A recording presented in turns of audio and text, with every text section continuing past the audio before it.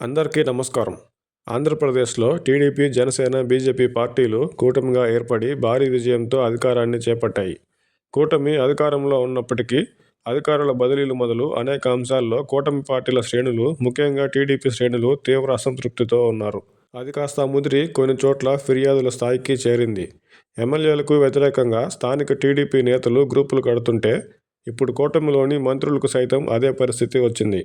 టీడీపీపై ఎప్పుడూ తన పట్టును సడలకుండా చూసుకునే చంద్రబాబు గారు అధికారంలోకి వచ్చిన 3 నెలలకే టీడీపీలో ఇష్టారీతిన వ్యవహరిస్తున్న వారిపై ఎలాంటి చర్యలు తీసుకుంటారో చూడాలి.